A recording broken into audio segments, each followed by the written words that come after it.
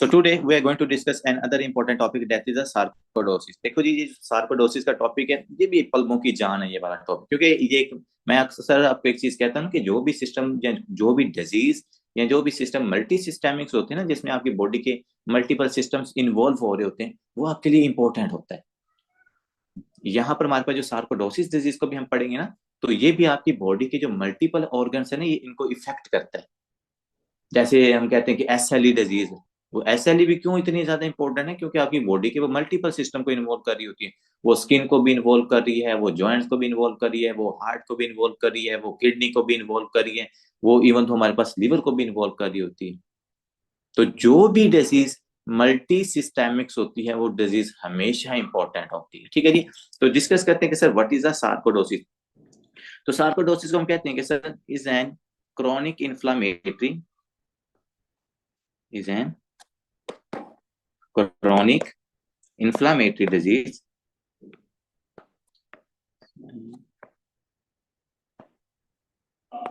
chronic inflammatory disease। Sir पहली बात तो ये कि ये क्रॉनिक इन्फ्लामेटरी मतलब इस डिजीज को डेवलप होने के अंदर काफी ज्यादा टाइम लगता होता है। ठीक है जी। Is an chronic inflammatory disease that affects multi systems, affects that affects multiple systems of the body। कैसे इफेक्ट करती है? by forming non caseating granulomas, non caseating granulomas।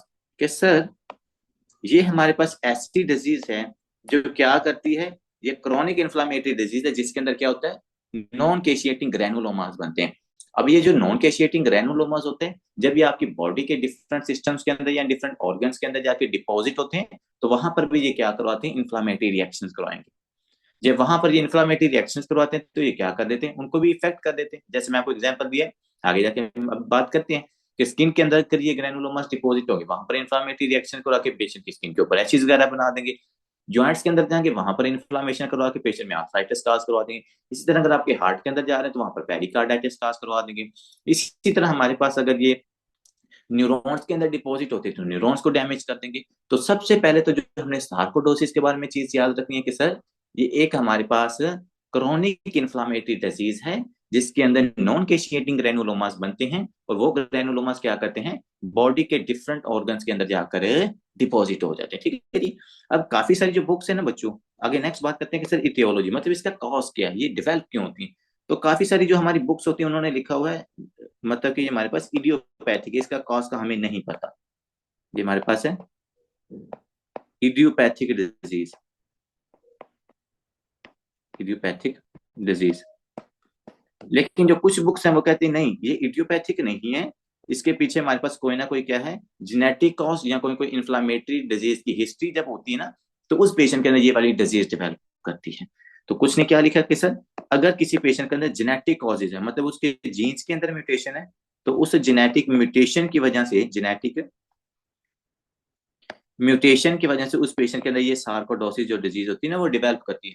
और जो म्यूटेशन होती है वो किन जीन्स के अंदर होती है, जो आपका HLA, जो आपका HLA सिस्टम है ना, 1A gene and HLA1B gene, 1A gene and 1B gene. ठीक है। वो कह रहे हैं कि इसके अंदर जब म्यूटेशन होती है ना, तो उन पेशेंट्स के अंदर हमें सार्कोडोसिस मिलती है। कुछ लोग कहते हैं कि सर जो हमारे पास पेशेंट को जब इन्फेक्शन होता है ना, कि जिन लोगों को इन्फेक्शन की हिस्ट्री होती है, let's suppose upper respiratory infection है या जीआई इन्फेक्शन है, जीआई इन्फेक्शन या अपर रिस्पिरेटरी ट्रैक्ट इन्फेक्शन, तो जिन लोगों की इन्फेक्शन की हिस्ट्री होती है ना, उन लोगों के अंदर भी क्या होता है, ये नॉन केशिएटिंग जो ग्रैनुलोमास है ये हमें मिलते हैं।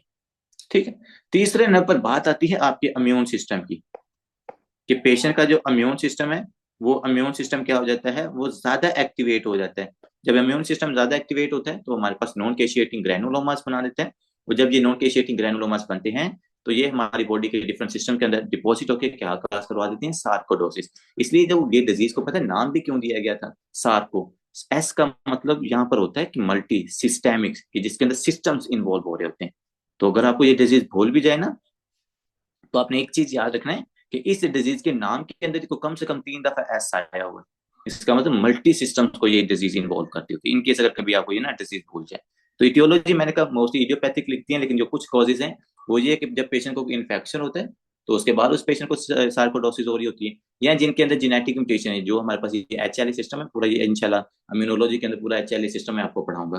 तो जो ज्यादातर आपके पास ऑटोइम्यून डिजीजेस होती है ना, जैसे रिमोटॉइड आर्थराइटिस है, जैसे कैसएलई है, स्क्लेरोडर्मा है, हमारे पास ओस्टियोआर्थराइटिस है, जो इस तरह की ऑटोइम्यून डिजीजेस होती हैं, तो उनके अंदर भी ये ज्यादा जो आपका एच एल सिस्टम होता है ना, इसके अंदर म्यूटेशन आती है। इवन तो जो आपकी डायबिटीज मेलाइटिस टाइप 1 है ना, उस पेशेंट के अंदर भी जब ये एच एल जीन्स के अंदर म्यूटेशन आती है ना, तब उसको टाइप 1 डायबिटीज मेलाइटिस होता है। ठीक है, तो इंशाल्लाह इसको हम डिस्कस करेंगे आगे जाके।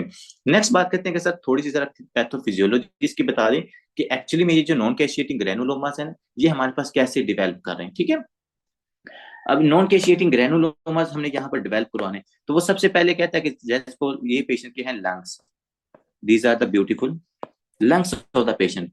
अगर मैं आपको इन्फेक्शन की हिस्ट्री लूं, देखें क्या है सर हमारे पास एक पेशेंट है, इन्फेक्शन की पेशेंट की हिस्ट्री ली है। अब इसको इन्फेक्शन हुआ है और इन्फेक्शन की वजह से जो बैक्टीरिया है वो बैक्टीरिया क्या करता है हमारे पास लंग्स के अंदर जाता है। जब बैक्टीरिया हमारे पास लंग्स के अंदर जाएगा तो आपका इम्यून सिस्टम क्या करेगा सर, उसको रिस्पॉन्स शो करेगा। वो किस तरह करता है वो हमें पता है, सारी एक लंबी कहानी है। पेशेंट के अंदर एंटीजन प्रेजेंटिंग सेल्स आते हैं, वो उसको पकड़ के टी हेल्पर 1 सेल्स के पास लेके जाती हैं। जो टी हेल्पर 1 सेल्स होते हैं फिर वो उनको क्या करते हैं, डिफरेंट की साइटोकाइंस को रिलीज करते हैं। फिर वो हमारे पास जो साइटोकाइंस होते हैं वो मजीद मैक्रोफेजेस को वहां पर बुलाते हैं, मजीद हमारे पास टी हेल्पर सेल्स को बुलाते हैं, और even though at the end जाकर आपके पास एंटीबॉडीज को बना देते हैं, और एंटीबॉडीज आके बैक्टीरिया की क्या करवा देती है, डिस्ट्रक्शन करवा देती है। अब देखिए ये बैक्टीरिया आपके पास यहाँ पर आ गया, नोटी बैक्टीरिया, कि इसके अंदर आपकी एलोविलाई के अंदर, ये एलोविलाई के अंदर ये बैक्टीरिया आ गया। अब यहाँ पर ये बैक्टीरिया आता है, जाहिर बात है हमारे पास क्या करेगा, जो आपका इम्यून सिस्टम है ये इसको रिस्पॉन्स तो करेगा। सबसे पहले इम्यून सिस्टम हमारे पास क्या करता है कि ये यहाँ पर मैक्रोफेजिस इस बैक्टीरिया को पकड़ते हैं, मैक्रोफेजिस क्या करते हैं, इस बैक्टीरिया को यहाँ पर पकड़ते हैं, और पकड़ने के बाद वो क्या करते हैं, यहाँ पर साइटोकाइंस को रिलीज करते हैं। यहाँ पर डिफरेंट टाइप्स के साइटोकाइंस को रिलीज करते हैं। ये जो डिफरेंट टाइप के साइटोकाइंस को रिलीज करते हैं, इंटरल्यूकन 1 हो गया, 2 हो गया, ट्यूमर नेक्रोटिक फैक्टर अल्फा हो गया, ट्यूमर नेक्रोटिक फैक्टर बीटा हो गया, सारे हम इम्यूनो के अंदर पढ़ेंगे। तो ये जो साइटोकाइंस है ये क्या करेंगे, यहाँ पर जो हमारे पास टी सेल्स हैं, टी सेल्स को एक्टिवेट करेंगे। अब जब टी एक तो साइटोकाइंस ने टी हेल्पर सेल्स को एक्टिवेट कर दिया, और टी हेल्पर सेल्स हमारे पास क्या करते होते हैं, वो जाके आगे टी हेल्पर या जो हमारे पास बी सेल्स होते हैं, एक तो टी सेल्स होते हैं, जो दूसरे हमारे पास होते हैं B cells, B cells, B cells को ये कन्वर्ट करवाते हैं प्लाज्मा के अंदर, और प्लाज्मा क्या करता है हमारे पास, ये प्लाज्मा सेल एंटीबॉडीज बनाते हैं, एंटीबॉडीज। लेकिन ये जो एंटीबॉडीज होती हैं, अगर आपकी इन एंटीबॉडीज का बैक्टीरिया के ऊपर कोई इफेक्ट ना हो, अगर क्या है इन एंटीबॉडीज का कोई फायदा ना हो, तो वो बैक्टीरिया क्या रहता है, वो परसिस्ट रहता है आपके इन्फेक्शन के अंदर या आपकी बॉडी के अंदर। ठीक है, दूसरा तो ये हो गया कि सर इस पेशेंट के अंदर ना ये जो एंटीबॉडीज होती है ये इफेक्ट नहीं करती, अगर इफेक्ट करेंगे तो हमारे पास इन्फेक्शन खत्म हो जाता है, वो पेशेंट की कहानी खत्म हो जाएगी। लेकिन क्यों नहीं होती, क्योंकि यहाँ पर एंटीबॉडीज अपना इफेक्ट शो नहीं कर पाती। दूसरे नंबर यहाँ पर हो रहे हैं साइटोकाइंस रिलीज। असल जो यहाँ पर कहानी होती है ना, वो इन साइटोकाइंस की होती है। ये साइटोकाइंस क्या करते हैं, यहाँ पर डिफरेंट टाइप्स के जो सेल्स होते हैं, जैसे कि मजीद मैक्रोफेजेस, यहाँ पर मजीद न्यूट्रोफिल, यहाँ पर मजीद हमारे पास लिम्फोसाइट सेल्स,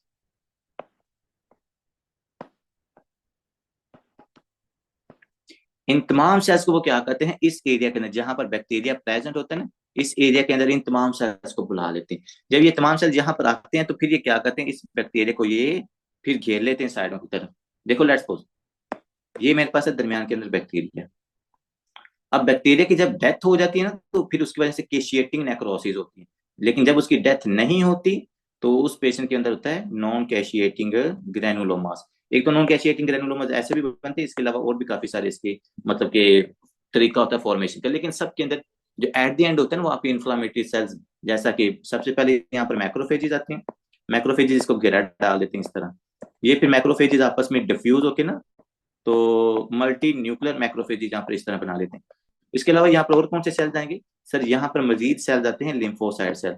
लिम्फोसाइट सेल भी क्या करते हैं, इसको आकर घेर लेते हैं यहाँ पर, जैसे आर्मी किसी दुश्मन को नहीं घेर लेती, तो इसी तरह ये क्या करते हैं, इस बैक्टीरिया को यहाँ पर घेर लेते हैं। लेकिन एट दी एंड आप गौर करो कि ये हमारे पास डिफरेंट टाइप्स के जो ग्रैनुलोमाज हैं, ये ग्रैनुलोमाज की फॉर्मेशन होना शुरू होगी है। इस फॉर्मेशन की वजह से इस बैक्टीरिया के ऊपर कोई इफेक्ट नहीं हो रहा, या ये जो सेंट्रल मॉलिक्यूल है ना, इसके ऊपर कोई इफेक्ट नहीं हो रहा। आपका इम्यून सिस्टम क्या हो गया है, ये पजल हो गया है, और ये इस तरह के मल्टीपल्स क्या कर रहा है, ग्रैनुलोमाज बना रहा है। तो जब हमारे पास इस तरह के मल्टीपल नॉन केशिएटिंग, देखो जो केशिएटिंग ग्रैनुलोमा होता है ना, वो आपके टीबी वाले पेशेंट के अंदर बनता है, तो यहां पर बनता है नॉन केशिएटिंग ग्रैनुलोमा। ग्रैनुलोमा, अब ये जो नॉन केशिएटिंग ग्रैनुलोमा बना है ना इस तरह का, देखो कितना बड़ा ये सेल बन गया। ये ग्रैनुलोमा ये क्या करेगा, अभी यहाँ से मूव करेगा, मूव करके ये आपकी बॉडी के देखो लिम्फेटिक सिस्टम में जाएगा, लिम्फेटिक सिस्टम से हमारी बॉडी के जो दूसरे ऑर्गन्स है, जैसे स्किन होगी, ज्वाइंट्स हो गए, आपका हार्ट हो गया पेशेंट के, उसके अलावा न्यूरॉन्स होगी, इन तमाम जगह के ऊपर ये जो ग्रैनुलोमाज है जब डिपोजिट होंगे, तो ये क्या करते हैं, वहां पर जाकर इन्फ्लामेटरी रिएक्शंस करते हैं, वहां पर इन्फ्लामेटरी सेल दोबारा फिर पागल हो जाते हैं, और वो क्या करते हैं, उस एरिया के अंदर इन्फ्लामेशन काज करते हैं।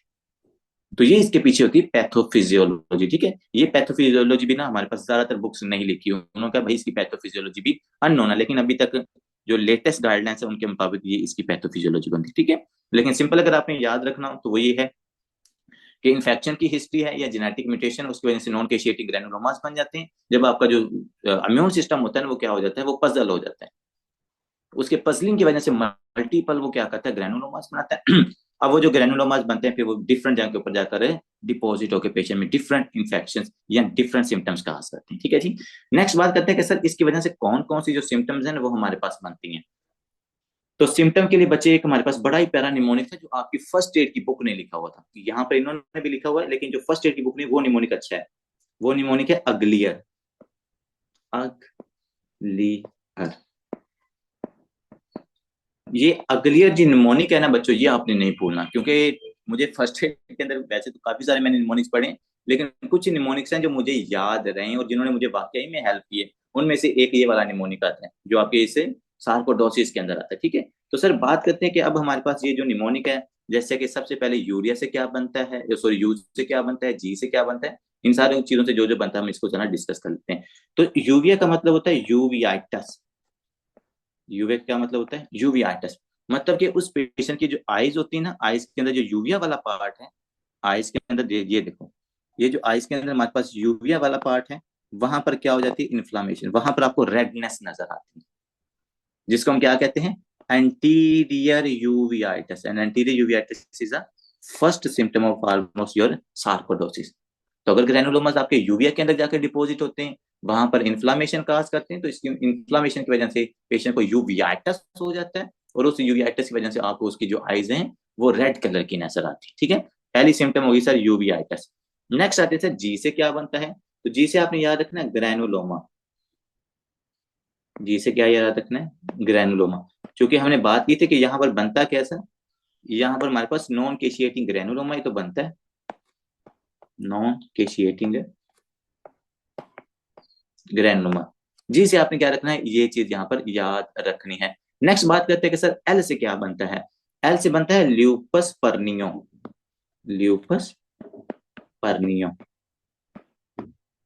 ल्यूपस का मतलब बच्चों जहां पर भी लिखा हो ना, चाहे वो हमारे पास एसएलई के अंदर भी सिस्टेमिक ल्यूपस एरिथेमाटोसिस होता है, तो ल्यूपस का मतलब होता है स्किन के ऊपर ज्यादातर इन्फ्लामेशन हो जाए ना किसी इन्फ्लामेटरी डिजीज की वजह से। तो अगर आप इसकी नोटिस करो ना, ल्यूपस पर्नियो, पर्नियो को पता नहीं ये मेरे ख्याल में इटालियन वर्ड है कि ये कौन सा है, इसका मतलब स्किन, फेशियल स्किन होता है, यहाँ पर फेस की जो स्किन है उसको पर्नियो कहते हैं। इस पेशेंट की जो स्किन है अगर आप इसको नोटिस करो तो यहाँ पर आपको रेडनेस नजर आ रही है, और ये रेडनेस भी क्यों नजर आ रही है सर, क्योंकि हमारे पास इन्फ्लामेटरी डिजीज है, ग्रैनुलोमास वहां पर डिपॉजिट होगा और इन्फ्लामेटरी सेल्स को वहां पर बुलाएगा, इन्फ्लामेटरी रिएक्शन होगा, उस रिएक्शन की वजह से वहां पर हमारे पास रेडनेस नजर हो जाती है। वैसे अगर आपको बताऊं ना एक्चुअली में रेडनेस क्यों होती है, तो इन्फ्लामेशन की वजह से रिलीज होते हैं इन्फ्लामेटरी मीडिएटर्स, और जब ये इन्फ्लामेटरी मीडिएटर्स रिलीज होते हैं तो ये काज करते हैं वैसोडाइलेशन। तो जब स्किन की ब्लड वेसल्स की छोटी छोटी कैपिलरीज की वैसोडाइलेशन होती है ना, तो उस तरफ ज्यादा ब्लड जाता होता है, जब उस एरिया की तरफ ज्यादा ब्लड जाता है तो वो आपके पास पेशेंट की जो स्किन होती है वो रेड कलर की नजर होती है। आप कहते हैं कि सर हम आपकी इस बात से इतफाक नहीं करते, तो मैं आपको सिंपल जिंदगी की एग्जांपल, रोजमर्रा जिंदगी से भी एग्जांपल दे सकता हूँ। लेट्स सपोज आपने देखा होगा कि कुछ जो लोग हैं वो धूप के अंदर जाते हैं, जब बहुत ज्यादा सीवियर धूप होती है ना, तो उसकी वजह से उन पेशेंट की जो स्किन होती है वो रेड हो जाती है। अब इस बात से तो मेरी आप एग्री करोगे ना, कि जब लोग स्किन बाहर जाते हैं धूप के अंदर, तो धूप के अंदर जाने की वजह से जो स्किन हो जाती है वो रेडनेस हो जाती है कुछ लोगों की, ठीक है। अब उसकी रेडनेस का रीजन क्या होता है बच्चों, उस हाई टेम्परेचर की वजह से ना, क्योंकि टेम्परेचर तो धूप की वजह से इंक्रीज होगा बॉडी का, तो एक्सटर्नल टेम्परेचर इंक्रीज होने की वजह से स्किन की वो वहां पर हमारे पास वैसोडाइलेशन हो जाती है। टेम्परेचर ज्यादा होने की वजह से भी बच्चों आपको वैसोडाइलेशन होती है, इस वजह से हमें वहां पर रेडनेस नजर आती है। तो यहाँ पर क्यों रेडनेस है, क्योंकि इन्फ्लेमेटरी मेडिएटर्स रिलीज होते हैं, वो हमारे पास पेशेंट के अंदर वैसोडाइलेशन काज करते हैं, और उस वैसोडाइलेशन की वजह से हमें स्किन के अंदर रेडनेस नजर आती है, ठीक है।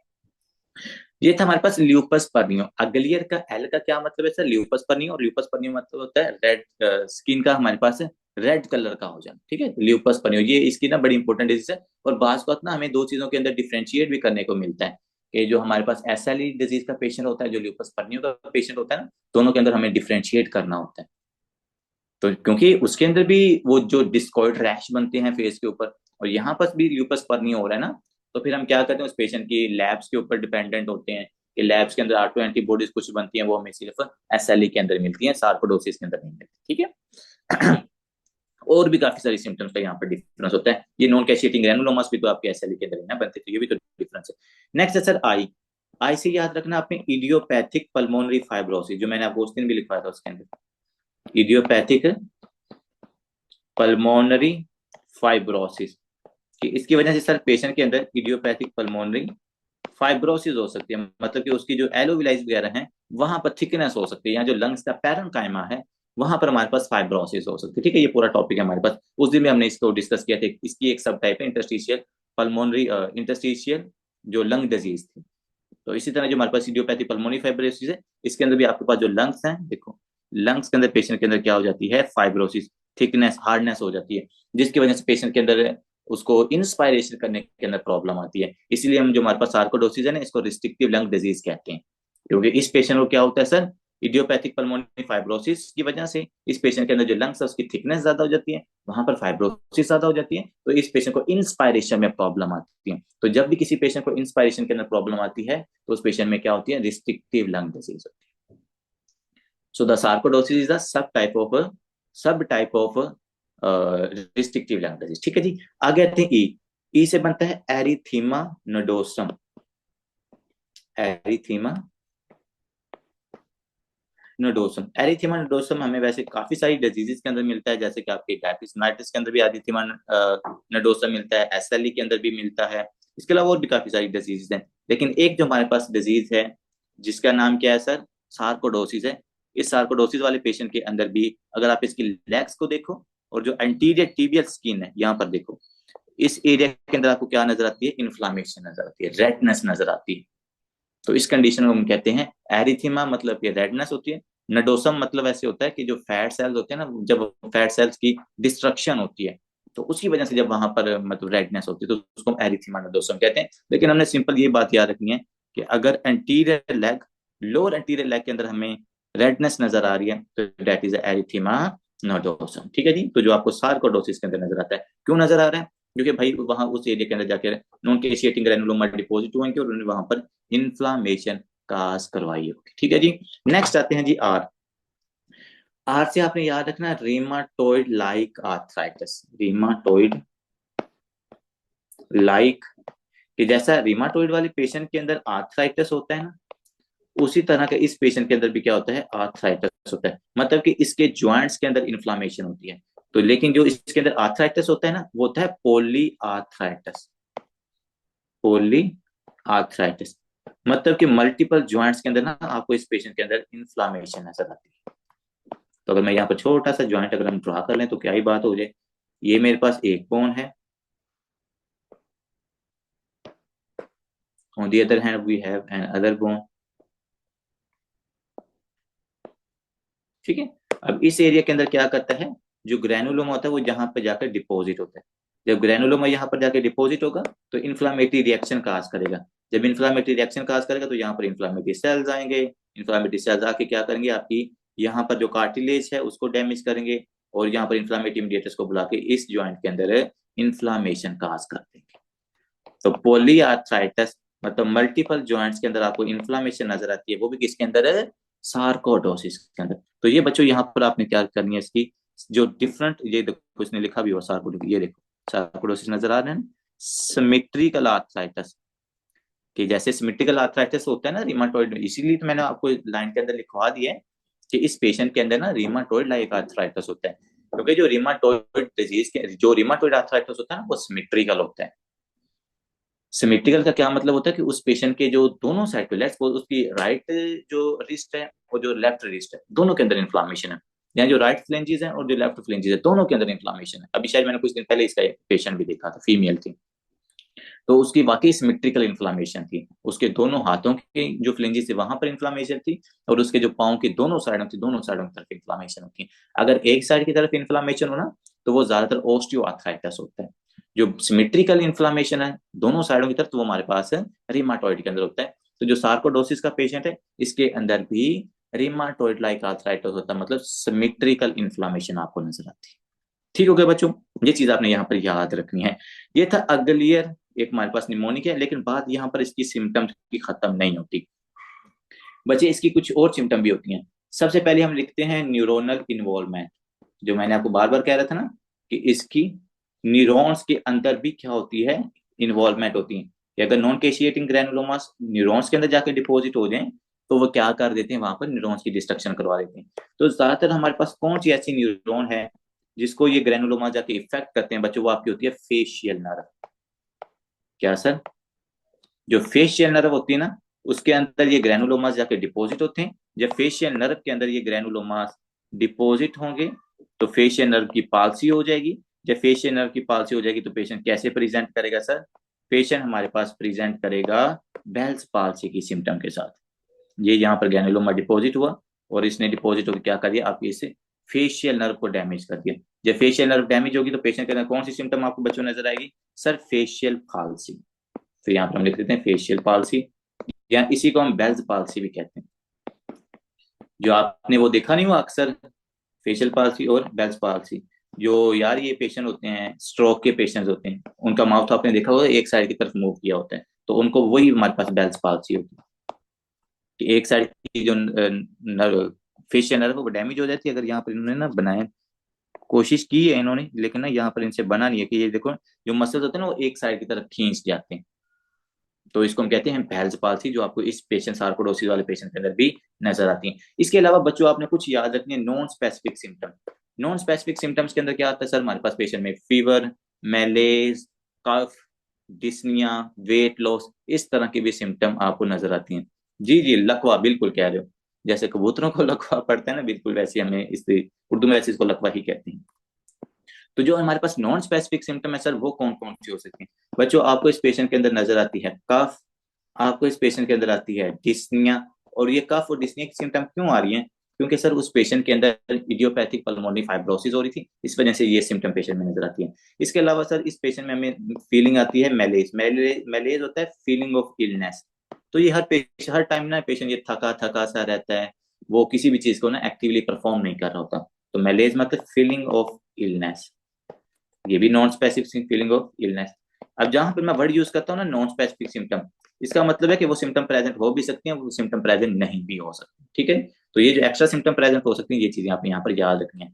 Last but not least, one of the most important symptom of your sarcoidosis is the hilum lymph nodes inflammation, one of the most important symptom. कि ये क्या करती है, जो आपके लिम्फ नोड्स है ना, चलो इनको ग्रीन कलर से ड्रा करता हूँ, यहाँ पर आपके पास होते हैं हाई हिलार लिम्फ नोड्स। क्या हम इनको कहते हैं, हिलार लिम्फ नोड्स, जो हाइलम के पास होते हैं इनको हम हिलार लिम्फ नोड्स कहते हैं। हम जो ये लिम्फ नोड्स होते हैं ना इनको लोकेशंस की बेस के ऊपर नाम देते हैं, जैसा कि anterior cervical lymph nodes, posterior cervical lymph node, के जो सर्विकल के आगे है वो एंटीरियर है, जो पीछे है वो पोस्टीरियर है। पेरी ऑरिक्यूलर लिम्फ नोड, जो आपके कान के पास होते हैं उनको पेरी ऑरिक्यूलर्स कहा जाता है।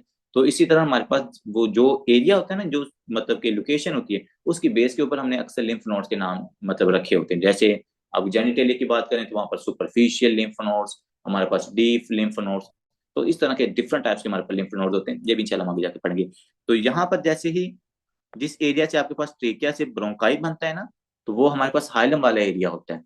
तो इसके पास जो लिम्फ नोड्स होते हैं इसको हम कहते हैं हिलार लिम्फ नोड्स। बच्चों सबसे पहले जो हमारे पास इस पेशेंट के अंदर ये ग्रैनुलोमास जाते हैं ना, वो इस हाइलम के पास से आते हैं। इस हाइलम के अंदर जाके इसकी क्या करवा देते हैं, इन हिलार लिम्फ नोड्स की इन्फ्लामेशन। हिलार लिम्फ नोड्स की क्या करवा देते हैं, ये इन्फ्लामेशन करवा देते हैं। जब ये हिलार लिम्फ नोड्स की इन्फ्लामेशन करवा देते हैं तो फिर हम इसको कहते हैं बाइलेटरल, मतलब दोनों साइडों के बाइलेटरल हिलार लिम्फ एडिनोपैथी।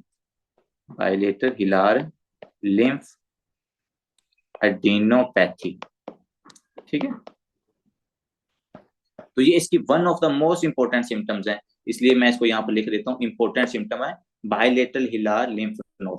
क्योंकि जब हम आप इस पेशेंट का एक्सरे भी देखते हो ना, तो एक्सरे के ऊपर भी आपको ये जो हाइलम होते हैं ना, इसकी इन्वॉल्वमेंट नजर आती है। एक्सरे के ऊपर भी आपको ये जो हाइलम्स होते हैं ना, वहां पर इन्फ्लामेशन नजर आती है, जिसको हम बाइलेटरल हिलार लिम्फ नोड्स कहते होते हैं, ठीक है जी। अब आते हैं कि सर कुछ और बड़ी ही टिपिकल सिम्टम्स हैं जो इसको हम यहाँ पर मैं डिस्कस करने लगा हूँ। वो क्या है बच्चों, आपको इस पेशेंट के अंदर नजर आता है हाइपर कैल्सीमिया। क्या नजर आता है, hyper calcemia and hyper calciuria. Hyper calci hyper calciuria, जी जी बिल्कुल, हाइपर कैल्सीयूरिया। ये बड़ी इंपॉर्टेंट चीज होती है कि यार पेशेंट के अंदर मतलब कि क्रोनिक इन्फ्लामेटरी डिजीज है, तो उस पेशेंट के अंदर कैल्शियम क्यों इंक्रीज हो रहा होता है। बच्चों ये बात जरा आपने समझनी है। असल में यहाँ पर क्या होता है, जो आपके ब्यूटीफुल मैक्रोफेजेस होते हैं ना, ये ग्रैनुलोमास ना आपके इन मैक्रोफेजेस को एक्टिवेट करते हैं।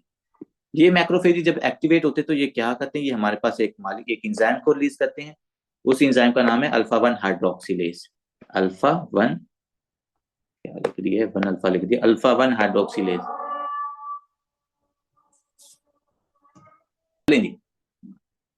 तो हम बात कर रहे थे कि सर ये जो पेशेंट होता है ना सार्कोडोसिस वाला, इस पेशेंट के अंदर होता है कि असल में किडनी स्टोन बनते हैं। अब इंटरेस्टेड बात बताऊं ना, तो सार्कोडोसिस वाले पेशेंट के अंदर ना किडनी स्टोन बड़े बनते हैं। अब बंदा परेशान होता है कि यार इस पेशेंट में बार बार रिकरेंट किडनी स्टोन्स क्यों बन रहे हैं। अभी पिछले दिन हमने उस पेशेंट की हमने लेट्स सपोज किडनी स्टोन्स को रिमूव करवाया, अब दोबारा फिर किडनी स्टोन्स बन रहे हैं। तो जब हम उस पेशेंट का कैल्शियम का लेवल चेक करते हैं ना, तो उस पेशेंट के अंदर क्या होता है, हाइपर कैल्सीमिया होता है। और हाइपर कैल्सीमिया के साथ उसको सार्कोडोसिस की और भी सिम्टम्स आ रही होती हैं। तो क्वेश्चन यहाँ पर ये अराइज होता है या रेज होता है कि भाई इस पेशेंट में जो हाइपर कैल्सीमिया ये कैसे होता है। तो मैंने आपको बताया कि बच्चों यहाँ पर आपके पास होते हैं मैक्रोफेज, क्योंकि सार्कोडोसिस के अंदर जो सबसे इंपॉर्टेंट सेल्स है वो मैक्रोफेज हैं, और उसके बाद CD4 सेल्स होते हैं, ठीक है। इसलिए आपको जो CD4 और जो CD8 है उनकी जो रेशियो होती है ना, वो भी रेशियो आपको इन पेशेंट्स के अंदर ना इंक्रीज नजर आती है। That is apart from this topic. Macrophages बच्चों एक्टिवेट हो गए। ये मैक्रोफेजेस क्या रिलीज करते हैं, alpha 1 hydroxylase enzyme, alpha 1 hydroxy hydroxylase enzyme. अब अगर आपको याद हो ना अल्फा 1 हाइड्रोक्सिलेज एंजाइम, तो जब मैं आपको विटामिन डी की एक्टिवेशन पढ़ा रहा था ना, कि हमारे पास 1,2,5 डी हाइड्रोक्सी कोलिकैल्सिफिरोल बनता है, या जिसको हम सिंपल कहते हैं कैल्सीट्राइयोल। मतलब 25 कोलिकैल्सिफिरोल से हमारे पास बनता है 1,2,5 डाई हाइड्रोक्सी कोलिकैल्सिफिरोल, जिसको हम सिंपल कहते हैं calcitriol. That is the active form of vitamin D. और ये हमारे पास नॉर्मली जो अल्फा 1 हाइड्रोक्सिलेज है ना, ये आपकी किडनी से बनता होता है। और इसको बनाता कौन है, इसके अंदर आपका जो पैराथायरॉइड हार्मोन होता है ना, उसका इन्वॉल्वमेंट होती है, जो एक मतलब वो होता है नॉर्मल रेगुलेशन होगी विटामिन डी की। लेकिन यहाँ पर सर एबनॉर्मली जो अल्फा 1 हाइड्रोक्सिलेज है ना, ये बन रहा है इन ग्रेनुलोमा से। तो जब ये ज्यादा अल्फा 1 हाइड्रोक्सिलेज बनेगा तो बच्चों ये क्या करवाएगा, ये विटामिन डी की एक्टिवेशन करवाता है। और जो उसकी एक्टिव फॉर्म है कौन सी सर, कैल्सीट्राइयोल। कैल्सीट्राइयोल, ये active form of vitamin D calcitriol बनती है। और जब active form of vitamin D बनती है, वो क्या करती होती है, वो जीआईटी ट्रैक से जाकर ना कैल्शियम की एब्जॉर्प्शन करवाती है। तो जब ज्यादा अल्फा 1 हाइड्रोक्सिलेज है, ज्यादा एक्टिवेशन ऑफ विटामिन डी है, तो उस पेशेंट के अंदर ज्यादा कैल्शियम की एब्जॉर्प्शन होगी। जब ज्यादा कैल्शियम की एब्जॉर्प्शन होगी, उस पेशेंट के अंदर क्या हो जाएगा सर, हाइपर कैल्सीमिया। अब जब आपकी ब्लड सर्कुलेशन में ज्यादा कैल्शियम होता है ना बच्चों, तो आपके यूरिन में भी ज्यादा कैल्शियम जाता है। ये चीज हमेशा याद रखिएगा। Whenever there is a hypercalcaemia, there is the hyperuricaemia as well. कभी ये मतलब बहुत से कम केसेस हैं जिनके अंदर हमारे पास पेशेंट के अंदर कैल्सीमिया हो लेकिन हाइपर कैल्सीयूरिया हो जाए। हमेशा जब ब्लड सर्कुलेशन में ज्यादा कैल्शियम होती है ना, तो उसके बाद हम एक्स्ट्रा कैल्शियम को निकाल रहे होती है, आपकी जो किडनी होती है वो कंपनसेट करती है कि भाई इतनी कैल्शियम मुझे नहीं चाहिए, वो यूरिन के अंदर ज्यादा कैल्शियम को निकालना शुरू कर देती है। और जब यूरिन के अंदर ज्यादा कैल्शियम होता है तो वो यूरिन पास हो रहा होता है आपके पास यूरेटर से, उसके बाद यूरिनी ब्लैडर से, तो जब वो यूरेटर से गुजर रहा होता है तो यहाँ तो वहां पर आपके पास स्टोन बना सकता है, या आपकी जो किडनी का पेल्विस का रीजन होता है वहां पर आपके पास स्टोन्स बना सकते हैं। ठीक है, तो इस वजह से ये जो सार्कोडोसिस का पेशेंट होता है इसको रिकरंट, बार बार किडनी स्टोन्स क्यों हो रहे होते हैं, रिकरंट किडनी स्टोन्स क्यों बनते हैं सर, क्योंकि इस पेशेंट के अंदर हाइपर कैल्सीमिया होता है। ठीक है बच्चों, ये चीज आपने यहाँ पर याद रखनी है। तो that's all about the symptoms of the sarcoidosis. अगर आप नोटिस करो ना तो इसके अंदर हमने मल्टीपल सिम्टम्स पढ़ी हैं, लिम्फ नोड्स की इन्वॉल्वमेंट, स्किन की इन्वॉल्वमेंट, जॉइंट्स की इन्वॉल्वमेंट, उसके अलावा न्यूरॉन्स की इन्वॉल्वमेंट, आपकी आई की इन्वॉल्वमेंट। ठीक है जी, तो जिसकी वजह से पेशेंट के अंदर हमें मल्टीपल सिम्टम नजर आती है, जो मैंने आपको निमोनिक बताया उस निमोनिक से आपने याद रखना है। नेक्स्ट आते हैं कि सर अब पेशेंट मेरे पास सार्कोडोसिस का आ गया, मुझे सिम्टम से लग रहा है। सबसे पहले आप देखते होते क्लिनिकल फाइंडिंग्स, मतलब क्लिनिकल फाइंडिंग्स के ऊपर ना वो पेशेंट आपको सार्कोडोसिस का लग रहा है। क्लिनिकल फाइंडिंग सिम्टम्स की बेस के ना आपको लग रहा है कि यार ये पेशेंट ना सार्कोडोसिस का होगा, तो उस पेशेंट के अंदर जो सबसे बेस्ट इनिशियल टेस्ट होता है ना वो कौन सा होता है? बेस्ट इनिशियल टेस्ट नंबर 1 जो इन्वेस्टिगेशन आपने करवानी, इसकी सिंपल है इन्वेस्टिगेशन, बेस्ट इनिशियल इन्वेस्टिगेशन, जो सबसे बेहतरीन इन्वेस्टिगेशन है स्टार्ट के अंदर, वो कौन सी है? जो मैंने आपको पहले भी बताया, वो रिस्पायरेटरी सिस्टम के अंदर हम वही करते हैं ज्यादा, that is a chest X-ray. आपने उस पेशेंट का चेस्ट एक्सरे करवाना, ये सबसे पहली इन्वेस्टिगेशन है। जब आप पेशेंट का चेस्ट एक्सरे कराओगे तो बच्चों if you notice here you can find the bilateral lymph bilateral hilar lymphadenopathy, कि जो इसके दोनों लिम्फ नोड है ना वहां पर आपको इन्फ्लामेशन नजर आ रही है। ये दोनों साइडों के जो लिम्फ नोड्स हैं मुझे वहां पर इन्फ्लामेशन नजर आ रही है, जिसको हम कहते हैं bilateral hilar lymphadenopathy, BH bilateral hilar lymphadenopathy. ठीक है, तो जिसकी वजह से पेशेंट के अंदर हमें नजर आती है, पता चल जाता है कि हाँ यार ये पेशेंट के अंदर अगर बायलेटरल हिलार लिम्फेडिनोपैथी नजर आ रही है ना, इसका मतलब इस पेशेंट के अंदर सार्कोडोसिस हो सकती है, हो सकती है। ठीक है जी, जब आपको एक्सरे से एक क्लू मिल गया ना, फिर हम क्या करते हैं, हम नेक्स्ट इन्वेस्टिगेशन की तरफ जाते हैं। So let's comes toward the investigation number 2। Second number पे आपने कौन सी इन्वेस्टिगेशन करवानी, इस पेशेंट का सीटी स्कैन करवाना, सीटी स्कैन। तो जब आप इसका सीटी स्कैन कराओगे तो अगर आप नोटिस करो ना तो सीटी स्कैन के ऊपर भी ये देखो, पीछे तो नजर ही नहीं आ रहा, अगर आप सीटी स्कैन के ऊपर भी नोटिस करो ना तो ये देखो, ये आपको क्या नजर आ रही है, जगह जगह पर फाइब्रोसिस लंग्स के अंदर नजर आ रही है, ये देखो, ये नोटिस करो, फाइब्रोसिस आपको नजर आ रही है इस जगह जगह पर। तो हमने कहा था ना कि सर जो पेशेंट होते हैं हमारे पास सार्कोडोसिस के, उसकी वजह से इडियोपैथिक पल्मोनी फाइब्रोसिस होती है, तो इस पेशेंट के लंग्स के अंदर फाइब्रोसिस हो चुकी है, एक्सरे के ऊपर हमें बायलेटरल लिम्फेडिनोपैथी नजर आ रही है। तो अब हमें यहाँ से दो मतलब के क्लूज मिल गए कि इस पेशेंट के अंदर क्या हो सकता है, सार्कोडोसिस हो सकता है। क्लिनिकल सिम्टम चेस्ट एक्सरे, फिर हमने क्या करवाया, इसका सीटी स्कैन करवाया, तो सीटी स्कैन के ऊपर हमें क्या नजर आई, इडियोपैथिक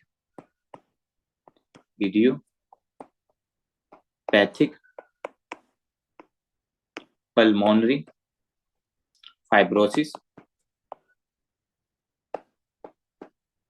उसके अलावा यहाँ पर भी आपको बायलेटरल हिलार लिम्फेडिनोपैथी यहाँ पर सीटी स्कैन के ऊपर भी नजर आ जाएगी। ठीक है जी, तो यहाँ पर हमें दो क्लूज मिल गए। अब हम क्या करेंगे, अब मैंने आपको यहाँ पर ये नहीं बताया कि मोस्ट एक्यूरेट जो इन्वेस्टिगेशन है वो कौन सी है, वो अभी हमने यहाँ पर बात नहीं की। अभी हमने क्या किया, एक्सरे और सीटी स्कैन से दो क्लूज लिए कि इस पेशेंट के अंदर ना सार्कोडोसिस हो सकती है। तीसरे नंबर में आपको सजेस्ट करूंगा, आपने एक दो चीजें और इस पेशेंट की चेक करनी है। वो क्या है, क्योंकि आपने ऊपर कहा था ना सर इस पेशेंट के अंदर हाइपर कैल्सीमिया होगा, तो आपने इसकी लैब्स टेस्ट करवाने, लैब्स टेस्ट। जब आपने इस पेशेंट के लैब टेस्ट करवाने तो उसके अंदर आपने क्या चीज चेक करनी, कैल्शियम। तो अगर आपको पेशेंट के अंदर हाइपर कैल्सीमिया, हाइपर कैल्सीमिया और यूरिनालाइसिस के ऊपर हाइपर कैल्सीयूरिया मिलते हैं, हाँ जी कोई मुझे बता सकता है हाइपर कैल्सीयूरिया, नॉर्मल कैल्शियम की अमाउंट क्या होती है ब्लड के अंदर, hyper calciuria, normal amount of calcium क्या होती है, अगर आपने कोई टेस्ट देखा उसके ऊपर आपको कैल्शियम नजर आ रही है, नॉर्मल कितनी होती है जी, नॉर्मल कैल्शियम की अमाउंट जल्दी जल्दी बता दो बच्चों। ये होती है 8.5 से लेकर ना 10.8 तक नॉर्मल जो कैल्शियम होती है। ये नॉर्मल कैल्शियम की अमाउंट आपने याद रखनी है क्योंकि इंपॉर्टेंट है। 8.5 से लेकर 10.8 तक ये होती है नॉर्मल कैल्शियम। अगर इससे कम है या इससे ज्यादा तो पेशेंट के अंदर हाइपोकैल्सीमिया या उस पेशेंट के अंदर हाइपर कैल्सीयूरिया होगा। ठीक है जी। अब चौथे नंबर पर जो आप ये चीजें करवा सकते हो इस पेशेंट के अंदर वो है पीएफटी। लेकिन मतलब कि इसी को ज्यादा जरूरत तो नहीं होती, लेकिन स्टिल आप क्या करवा सकते हो इस पेशेंट के अंदर पल्मोनरी फंक्शन टेस्ट करवा सकते हैं। और पल्मोनरी फंक्शन टेस्ट के अंदर आपको क्या मिलेगी सर, वो जो रेशियो है हमें वो 80% से ज्यादा मिलेगी। सर कौन सी रेशियो हमें 80% से ज्यादा मिलेगी? जो हमने कहा था कि force expiratory in 1 second and forced vital capacity. ठीक है जी। जो नॉर्मल हमारे पास 80% होती है और रिस्ट्रिक्टिव लंग डिजीज के अंदर ये 80% से ज्यादा हो जाती है और ऑब्स्ट्रक्टिव लंग डिजीज के अंदर ये 80% से कम होती है। तो पीएफटी करवाने के ऊपर मुझे पता चल जाता है कि जो सार्कोडोसिस, क्योंकि मैंने आपको ऊपर बताया था कि सार्कोडोसिस रिस्ट्रिक्टिव लंग डिजीज है। तो यहाँ पर 4 इन्वेस्टिगेशंस आपको बता रही हैं प्लस क्लिनिकल फाइंडिंग्स बता रही हैं कि सर इस पेशेंट के अंदर सार्कोडोसिस हो सकती है। 4 से 5 क्लूज हो गए हैं। फिर जब 4 से 5 क्लूज आप इस पेशेंट के अंदर फाइंड कर लेते हो, फिर आप जाते हैं इस पेशेंट के अंदर मोस्ट एक्यूरेट इन्वेस्टिगेशन की तरफ। किसकी तरफ आपने जाना है? नंबर 5, मोस्ट एक्यूरेट इन्वेस्टिगेशन, जिसको आपको पता चल जाएगा, जिसको मैं कहता हूँ बेस्ट इन्वेस्टिगेशन या मोस्ट एक्यूरेट। जहां पर आपका जो एग्जैक्ट डायग्नोज है ना वो कहाँ, क्योंकि ऊपर आपको शक हो रहा है, हाँ यार हो सकता है क्योंकि बायलेटरल हिलाल लिम्फोडेनोपैथी तुम्हारे पास और डिजीज के अंदर भी तो हो सकती है ना। तो उसके बाद पेशेंट के अंदर हमने सीटी स्कैन के अंदर भी देखा कि फाइब्रोसिस भी है, हमने हाइपर कैल्सीमिया भी देख लिया है, हमने पेशेंट का पीएफटी भी देख लिया। तो चारों चीजें मैं बता रही कि इस पेशेंट के अंदर क्या हो सकता है, पेशेंट के अंदर सार्कोडोसिस हो सकता है। तो इसके लिए जो मोस्ट एक्यूरेट इन्वेस्टिगेशन होती है वो होती है बायोप्सी। आपने इस पेशेंट की क्या करवानी होती है? बायोप्सी। और ये देखो, जब आप इस पेशेंट की बायोप्सी करवाओगे तो आपको क्या मिलेगा सर? बायोप्सी वाले रीजन से मुझे ये देखो ग्रेनुलोमा नजर आ रहे हैं, ये ग्रेनुलोमा आपको नजर आ रहे हैं। तो जब आपको ग्रेनुलोमा भी नजर आ जाएगा, it means that is the patient of the sarcoidosis, that is the patient of the sarcoidosis. तो सिंपल है। देखो मैं इसलिए कहता हूँ medicine is not a much difficult subject. X ray करवाओ, सीटी स्कैन कराओ, लैब्स फाइंडिंग देख लो, पीएफटी देख लो और लास्ट पे अपनी मोस्ट एक्यूरेट इन्वेस्टिगेशन देख लेनी है, दैट इज अ बायोप्सी। जी जी डॉक्टर साहब बोले। सर ये हमें कैसे पता चलेगा, हम कैसे डिफरेंशिएट कर पाएंगे ये टीबी का मरीज है ये इसका है सार्कोइडोसिस के, क्योंकि उसमें भी तो ग्रेनुलोमा होता सर यहाँ पर हमारे पास देखें नॉन केशिएटिंग ग्रेनुलोमास है, ठीक है।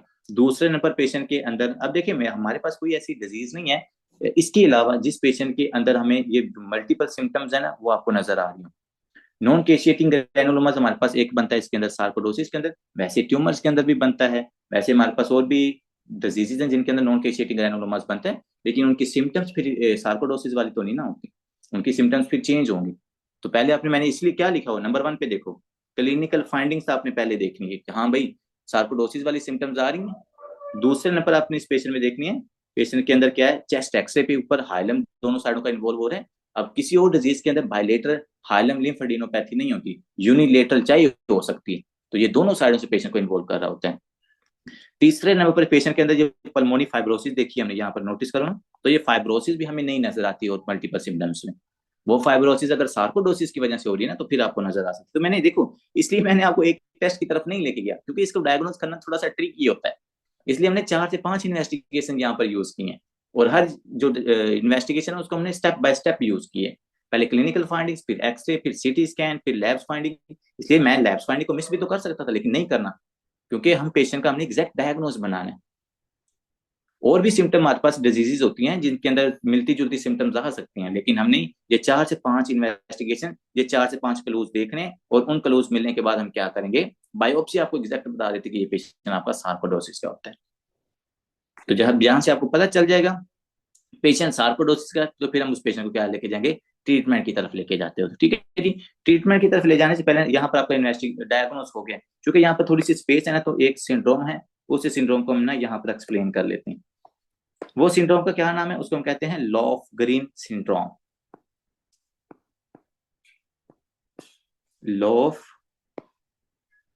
Loaf green syndrome. तो असल में लॉफ ग्रीन सिंड्रोम कुछ नहीं है, अगर आपके सार्कोडोसिस की सिम्टम 2 से 3 सिम्टम किसी किसी पेशेंट के अंदर इकट्ठी नजर आ जाए ना, तो उसको हम लॉफरिन सिंड्रोम कहते हैं। सिम्टम सार्कोडोसिस की हैं। तो अगर ये सार्कोडोसिस की सिम्टम, मैं भी आपको लिखवाता हूँ कौन कौन सी सिम्टम्स, अगर वो आपको इकट्ठी मिल जाए तो आपने कहना कि हाँ यार, इस पेशेंट के अंदर क्या है, लॉफग्रीन सिंड्रोम है सार्कोडोसिस वाले पेशेंट के अंदर। तो वो कौन कौन सी सिम्टम है, उसके लिए हम यहाँ पर एक ब्यूटीफुल सा ट्राइएड ड्रा कर लेते हैं। क्योंकि मैंने जितने भी सिंड्रोम्स पढ़ाने हैं ना, वो मैंने आपको ट्राइएड ही उनके अंदर बनाने हैं, क्योंकि तमाम सिंड्रोम्स के अंदर आपको ना ट्राइएड्स मिलते हैं।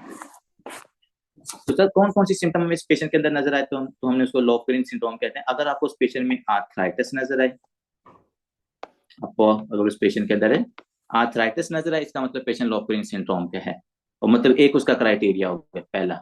दूसरे नंबर सर, अगर आपको एरिथीमा नोडोसम नजर आता है, एरिथीमा नोडोसम, ये दूसरा क्राइटेरिया हो गया। अब जब तीसरा क्राइटेरिया आ जाता है ना, कि उस पेशेंट के अंदर बायलेटरल हिलार लिम्फेडिनोपैथी, कैसा, bilateral, number 3 bilateral hilar lymphadenopathy. तो बच्चों जब सार्कोडोसिस की ये 3 सिम्टम, क्योंकि देखो मैंने जितनी आपको सिम्टम लिखा हुई है, जरूरी नहीं है कि हर पेशेंट के अंदर आपको सारी सिम्टम्स मिलती हैं। किसी के अंदर कोई कोई सिम्टम्स मिल रही हैं, किसी के अंदर कोई सिम्टम्स मिल रही होती हैं। लेकिन अगर आपको 3 सिम्टम जैसे आर्थराइटिस, एरिथीमा नोडोसम और बायलेटरल हिलार लिम्फेडिनोपैथी नजर आए ना, तो इसको हम कहेंगे कि हाँ, पेशेंट सार्कोडोसिस का तो है, लेकिन इसके अंदर 3 अगर ये वाली सिम्टम अपीयर हो तो हम उसको लॉफग्रीन सिंड्रोम भी कहते हैं। ठीक है जी, तो ये चीज आपने एक एडिशनल याद रखनी है। इसको हमने AEB के नाम से कुछ इसका ना निमोनिक भी था, यहाँ पर मैं सेंटर में लिख लेता हूँ, ABE। लॉफग्रीन सिंड्रोम क्या है, ABE। ए से हमारे पास आर्थराइटिस, बी से बायलेटरल और ई से एरिथीमा नोडोसम। तो यहाँ पर हमारे पास ये भी कवर हो गई। Let's comes towards the how we will sir treat the patient of the sarcoidosis. भाईजान इसके ट्रीटमेंट का थोड़ा सा सिंपल तरीका होता है। सिंपल तरीका ये है कि आपने, ये पेशेंट हमारे पास मैनिफेस्ट कर सकता है 2 क्लिनिकल फाइंडिंग्स के साथ। एक क्या, कि पेशेंट आपके पास होता था सिम्टोम एसिम्टोमेटिक, सार्कोडोसिस का पेशेंट है लेकिन वो एसिम्टोमेटिक है। तो आपको पता है जो पेशेंट एसिम्टोमेटिक होते हैं उनका हम ट्रीटमेंट नहीं करते होते, उनका अपने सिम पर क्या करना होता है, अंडर ऑब्जर्वेशन रखने होते हैं। कि आपने हर 6 मंथ बाद क्या करवाना, अपना फॉलोअप करवाते रहना। फॉलोअप में अपने आप उसका एक्सरे वगैरह करवाते रहना कि हाँ पेशेंट में कोई सिम्टम, स्किन की कोई इस तरह की सिम्टम तो नहीं अपीयर हो रही। तो एसिम्टोमेटिक पेशेंट के अंदर आपने ट्रीटमेंट नहीं करना होता। बात करते हैं कि सर अगर कोई पेशेंट हमारे पास आता है सिम्टोमेटिक, पेशेंट क्या है सर, सिम्टोमेटिक है, तो सिम्टम्स वाले पेशेंट को फिर हमने कैसे ट्रीट करना था, क्योंकि हमने कहा था कि सर ये एक इन्फ्लामेटरी डिजीज है। तो इन्फ्लामेटरी डिजीज का हम कैसे ट्रीटमेंट करते होते हैं सर, इन्फ्लामेटरी डिजीज को हम ट्रीट करते होते हैं स्टीरॉइड्स की मदद से। तो हम इस पेशेंट को डायरेक्टली किसके ऊपर डालेंगे सर, स्टीरॉइड्स के ऊपर। कौन से स्टीरॉइड्स यहाँ पर हम यूज करेंगे, कोर्टिकोस्टेरॉइड्स को आपने यूज करना है इस पेशेंट के लिए, क्योंकि वो उस पेशेंट की इन्फ्लामेशन को कम करेंगे पूरी बॉडी के अंदर, इम्यून सिस्टम को सप्रेस करेंगे, जिसकी वजह से पेशेंट की जो सिम्टम्स हैं वो इंप्रूव हो जाती हैं। तो सिंपल सी बात है, सिम्टोमेटिक पेशेंट के अंदर आपने स्टीरॉइड्स यूज करने होते हैं। अब यहाँ पर अगर स्टीरॉइड से काम ना चले, सर पेशेंट के अंदर ना सीवियर सिम्टम है, मतलब हमने स्टीरॉइड्स के ऊपर पेशेंट को डाला है लेकिन उसकी सिम्टम सप्रेस नहीं हो रही, तो जब सिम्टम सप्रेस ना हो, अगर ऊपर वाला ट्रीटमेंट या कोई ड्रग देने की वजह से, तो उसको हम कहते हैं रिफ्रैक्टरी कंडीशन। क्या कहा जाता है उसको, रिफ्रैक्टरी कंडीशन या रिफ्रैक्टरी डिजीज कहते हैं। तो रिफ्रैक्टरी डिजीज का क्या मतलब है, कि वो डिजीज रेजिस्टेंट हो गया ट्रीटमेंट के लिए। कि जो हमारे पास ड्रग ऑफ चॉइस होती है वो तो कोर्टिकोस्टेरॉइड है ना, लेकिन अगर कोर्टिकोस्टेरॉइड अपना इफेक्ट ना करें तो उस कंडीशन को हम कहते हैं रिफ्रैक्टरी डिजीज है। ये हर कंडीशन में हो सकता है। जैसे अगर कोई एंटीबायोटिक आपने यूज की है, वो बैक्टीरिया को खत्म नहीं करी, इसका मतलब वो इन्फेक्शन रिफ्रैक्टरी हो गया, वो रेजिस्टेंट हो गया। इसी तरह यहाँ पर आपने स्टीरॉइड्स दिए और उन स्टीरॉइड्स ने काम नहीं किया, तो इसका मतलब रिफ्रैक्टरी डिजीज है। तो जब रिफ्रैक्टरी डिजीज होती है तो फिर हम क्या करेंगे, इस पेशेंट के अंदर इम्यूनो सप्रेसेंट्स यूज करते हैं, इम्यूनो सप्रेसेंट। इम्यूनो सप्रेसेंट कौन से हैं, योर मोस्ट फेवरेट मेथोट्रेक्सेट, जो आपने नाम याद किया हुआ है कि इम्यूनो सप्रेसेंट का मेथोट्रेक्सेट। ठीक है जी। मेथोट्रिक्सेट, एजिथियोप्रिन, मियोप्रिन, ये सारी ड्रग्स होती हैं, ये सारी इम्यूनो सप्रेसेंट्स होते हैं। तो मेथोट्रिक्सेट अगर प्रेग्नेंट फीमेल है तो मेथोट्रिक्सेट वगैरह नहीं यूज करते होते, हम उस पेशेंट के अंदर एजिथियोप्रिन वगैरह यूज कर सकते हैं, एजिथियोप्रिन, ठीक है जी। बहुत इंपॉर्टेंट है मैथोट्रिक्स, बहुत इंपॉर्टेंट अगर मैं इम्यूनो के अंदर पढ़ाऊंगा तो इसके अंदर बड़ी इंडिकेशन कॉन्ट्रा इंडिकेशन है। तो ये वाली ड्रग्स हम ना ज्यादातर यूज करते होते हैं। इसके अलावा आप और भी जो आपके पास इम्यूनो सप्रेसेंट्स होती है ना वो भी आप यूज कर सकते हैं, ठीक है। लेकिन ज्यादातर मैथोट्रिक्सेट को यूज करते हैं। अगर मैथोट्रिक्सेट की कॉन्ट्रा इंडिकेशन, पेशेंट प्रेग्नेंट है, पेशेंट मतलब कि बच्चा है, कम एज का है, टीन एज है, अडल्ट है, और अडल्ट तो नहीं कहेंगे, टीन एज कहेंगे, उसके अंदर नहीं यूज करते, तो हम उस पेशेंट को एजिथियोप्रिन के ऊपर डाल देंगे, ठीक है, जिससे ये हमारे पास इफेक्ट अच्छा शो करती है। नेक्स्ट सर आपने लास्ट पे लिखवाया था लॉफ-ग्रीन सिंड्रोम। तो अगर किसी पेशेंट के अंदर लॉफ-ग्रीन सिंड्रोम वाली सिम्टम्स आती हैं, लॉफ-ग्रीन सिंड्रोम, तो अगर लॉफ-ग्रीन सिंड्रोम की सिम्टम के साथ पेशेंट आएगा तो उस पेशेंट का फिर आपने क्या करना होता है, तो इस पेशेंट को हमने क्या करना, सिंपल सी इसको एनसिड्स के ऊपर रखते हैं लॉफ-ग्रीन, क्योंकि मैंने वो इसलिए ऊपर लिखवा दिया था, ट्रीटमेंट के अंदर मुझे याद आ गया था कि ये लिखा हुआ है। तो आपने क्या करना है, लॉफ-ग्रीन सिम्टम में है ना, लेट्स सपोज पेशेंट में ABE है, अभी हमने ऊपर भी पढ़ा है ना, ABE है, आर्थराइटिस है, बायलेटरल लिम्फेडिनोपैथी है और एरिथीमा नोडोसम है, तो उस पेशेंट को आपने एंसिड्स देके ठीक करना था, ठीक है। तो ये था बच्चे ऑल अबाउट द सार्कोडोसिस। अब हम चलते हैं नेक्स्ट टॉपिक की तरफ, डेट इज अ छोटा सा टॉपिक है, हाइपर सेंसिटिविटी निमोनाइटिस, छोटा सा टॉपिक, ठीक है जी। अब हाइपर सेंसिटिविटी निमोनाइटिस के अंदर अगर आप वर्ड के ऊपर ही गौर करो ना, तो क्या हो रहा है, ये ज्यादा सेंसिटिविटी बढ़ने की वजह से ना, कि आपका जो इम्यून सिस्टम वो ज्यादा सेंसिटिव हो गया, उसने हाइपर सेंसिटिविटी रिएक्शन शो कर दिया, और उस हाइपर सेंसिटिविटी की वजह से हमें उस पेशेंट के जो एलोविलाई या जो उस पेशेंट का लंग्स है वहां पर हमें इन्फ्लामेशन नजर आती है। तो अगर हाइपर सेंसिटिविटी रिएक्शन की वजह से लंग्स के अंदर या एलोविलाई के अंदर आपको इन्फ्लामेशन हो जाए तो उसको हम क्या कहते हैं, हाइपर सेंसिटिविटी निमोनाइटिस। तो इसको हम डिफाइन कैसे करेंगे sir, hypersensitivity pneumonitis is a hyper responsive condition, hyper responsive chronic lung condition that cause inflammation in the lungs, that cause inflammation in the lungs। कैसे लंग्स में इन्फ्लामेशन करती है, bye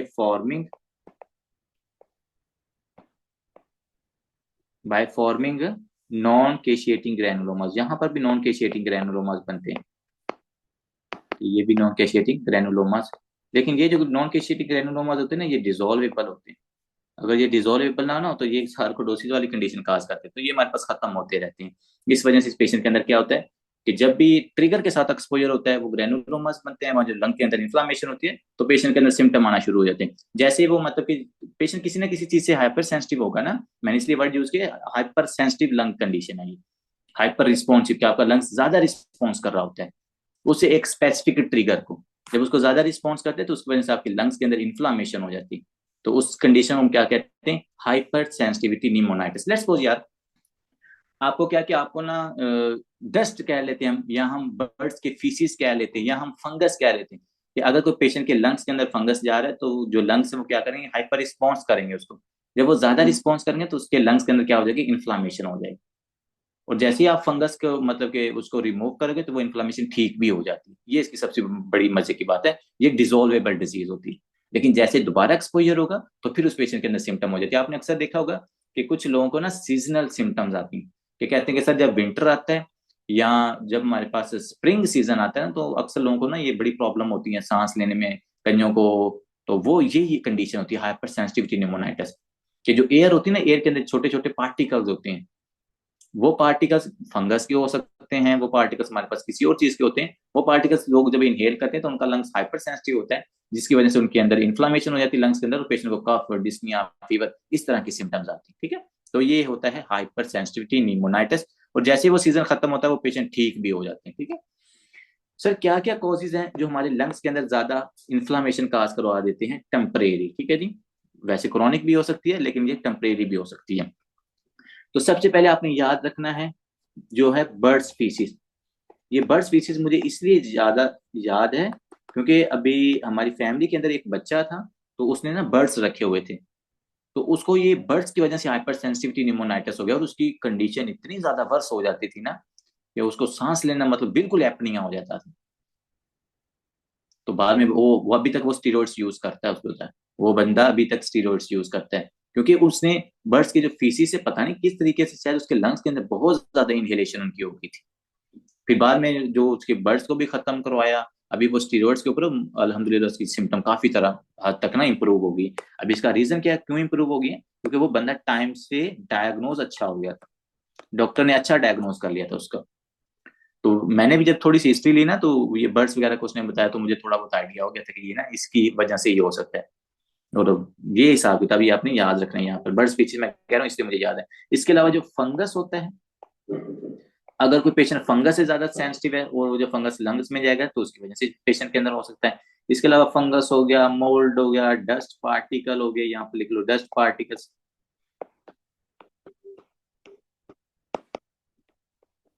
ठीक हो गया। इसके अलावा हमारे पास कुछ जो एयर के अंदर एंटीजेंस होते हैं, उन एंटीजेंस की लिख लो।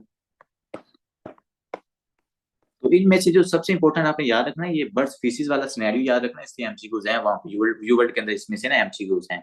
वो बर्ड स्पीसीज की हिस्ट्री वगैरह देखे ना, तो पूछते बच्चे के अंदर क्या प्रॉब्लम हो सकती है, तो उसको ये हाइपर सेंसिटिविटी निमोनाइटस ही होता है। या दूसरे नंबर पर फार्मर है, और फार्मर मतलब जब भी वो सीजन आता है, वो सीजन के अंदर जब वो काश्तकारी करने जाता है दोबारा, फिर उसका मतलब कि ट्रिगर्स के साथ एक्सपोजर होता है, तो उस पेशेंट में ये वाली सिम्टम्स आना शुरू हो जाती है। तो यहाँ पर मैं एक और चीज लिख देता हूँ, फार्मर एक्सपोजर। तो आपने देखा होगा ये जो मतलब गांव वाले लोग हैं, इनको तो पता है, ये जो मक्की होती है ना, मक्की में से आपने देखा होगा जब इसको हम काश्त करते हैं ना, तो जब वो पक जाती है उसके अलावा वहां से ना बड़े छोटे बूर उसको हम कहते हैं, तो वो रिलीज होता है, तो अक्सर उसकी वजह से लोगों को, फार्मर्स को ना ये हाइपर सेंसिटिविटी निमोनाइटिस होता है। ठीक है, नेक्स्ट आते हैं कि सर इस पेशेंट के अंदर सिम्टम्स क्या होती हैं। तो देखो जी, सिम्टम्स सिंपल सी हाइपर सेंसिटिविटी वाली होती हैं, लंग्स की hyper sensitivity, note multi systemic वाली हाइपर सेंसिटिविटी नहीं। पेशेंट के लंग्स में इन्फ्लामेशन है तो पेशेंट को डिस्निया हो जाता है, ठीक है, क्योंकि इन्फ्लामेशन है, इन्फ्लामेटरी मीडिएटर्स रिलीज होंगे तो पेशेंट को फीवर भी हो जाता है। इसके अलावा पेशेंट के अंदर हमें नजर आती है, फीवर है तो फीवरिंग की वजह से शिवरिंग भी हो सकती है, कप कपाहट, क्योंकि बॉडी क्या करती है, स्टेबल करती है, उस टेम्परेचर को नॉर्मल करने की कोशिश करती है। इसके अलावा क्योंकि डस्ट पार्टिकल लंग्स के अंदर जा रहे हैं, लेट्स सपोज ये आपके ब्यूटीफुल लंग्स हैं, और देखो आपको कफ पता क्यों होती है, जब भी कोई हमारे पास डस्ट पार्टिकल जाता है या जो कोई बैक्टीरिया जाता है आपके लंग्स के अंदर ना, तो जो आपका ये जो सीलिया होते हैं ये इरिटेट होते हैं। जब ये सीलिया इरिटेट होते हैं तो ये आपके कफ रिफ्लेक्स को ना वेगस नर्व के जरिए ये कफ रिफ्लेक्स को एक्टिवेट करवाते हैं। तो जब हमारे पास कफ रिफ्लेक्स एक्टिवेट होता है तो हमें पेशेंट के अंदर कफ, वैसे ये प्रोटेक्टिव मैकेनिज्म है, जो कफ रिफ्लेक्स है ना प्रोटेक्ट करता है ना ताकि हम उस डस्ट पार्टिकल को बॉडी से बाहर निकालें। तो आपको इस पेशेंट के अंदर क्या नजर आ रहा है, डिस्निया, फीवर, शीवर और शिवरिंग, कफ आपको नजर आ रही है। इसके अलावा उस पेशेंट के अंदर आपको नजर आ सकता है क्या, फीलिंग ऑफ इलनेस, मतलब मैलेज हो गया। और ये सारी सिम्टम कब आती हैं, when when patient when patient has, ये सबसे इंपॉर्टेंट चीज है, हैज एक्सपोजर, क्योंकि वो सिनेरियो के अंदर एक्सपोजर जरूर मेंशन करेंगे, when patient has exposure to triggering agent, वो बर्ड्स के फीसिस हैं, वो फंगस हो सकता है, तो जब उनके साथ उसका एक्सपोजर होता है तब पेशेंट को सिम्टम्स आती हैं।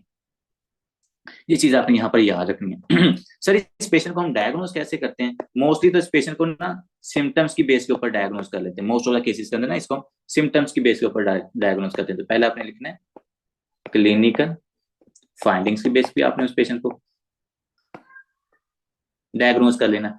दूसरे नंबर पर आपने उस पेशेंट को किससे डायग्नोज करना, हिस्ट्री से। यहाँ पर हिस्ट्री बहुत इंपॉर्टेंट है, तो आपने उस पेशेंट को history, residential history, family history, या आपने उसकी ऑक्यूपेशनल हिस्ट्री, यहाँ पर काफी ज्यादा इंपॉर्टेंट है, ऑक्यूपेशनल हिस्ट्री।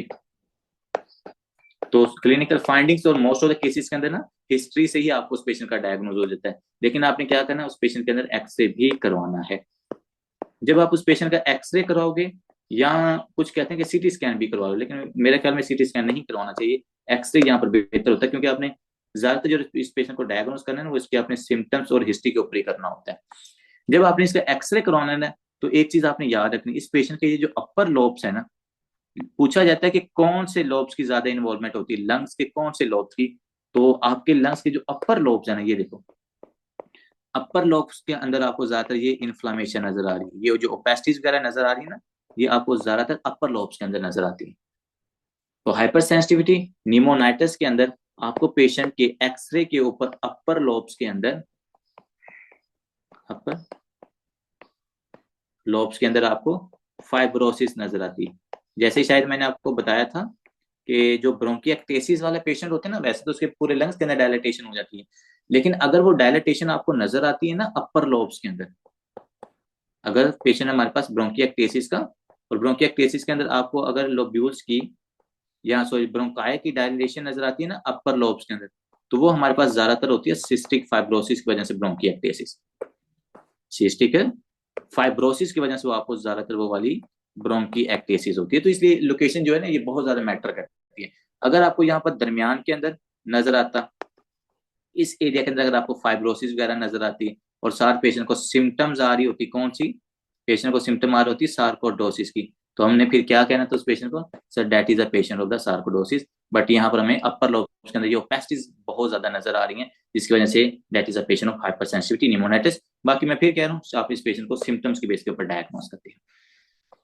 नेक्स्ट आते हैं सर, पेशेंट का आपने इसका ट्रीटमेंट कैसे करना होता है। तो सबसे पहले तो जो बंदे का एक्सपोजर है ना, उस एक्सपोजर को क्या कर दो, अवॉइड करो, एक्सपोजर से अवॉइड करो। जो सबसे मेन ट्रीटमेंट इस पेशेंट का वो है। दूसरे नंबर, चूंकि इस पेशेंट के अंदर अगर वो एसिम्टोमेटिक है तो कोई ट्रीटमेंट नहीं करना, सिर्फ एक्सपोजर से आपने उसको खत्म करना है। लेकिन अगर पेशेंट हमारे पास सिम्टम के साथ, सीवियर सिम्टम के साथ आपके पास हॉस्पिटल में आ रहा है, तो हमने फिर उस पेशेंट को एक एक्सपोजर से बचाना है, और दूसरे नंबर आपने उस पेशेंट को डाल देना स्टीरॉइड्स के ऊपर, क्योंकि स्टीरॉइड्स क्या करेंगे, इस पेशेंट के लंग्स के अंदर जो इन्फ्लामेशन है, उस इन्फ्लामेशन को आपके जो कोर्टिकोस्टेरॉइड्स हैं, वो कोर्टिकोस्टेरॉइड्स कम करते होते हैं। ठीक है, कोर्टिकोस्टेरॉइड्स इसके जो लंग्स की इन्फ्लामेशन है उसको कम कर देंगे। जब वो इन्फ्लामेशन कम हो जाएगी, पेशेंट का ट्रिगर से आप एक्सपोजर खत्म हो जाएगा, इस पेशेंट की जो सिम्टम्स है वो हमारे पास ठीक हो जाती है। ठीक है बच्चों, so that's all about today lecture. See you in next lecture. If you have any question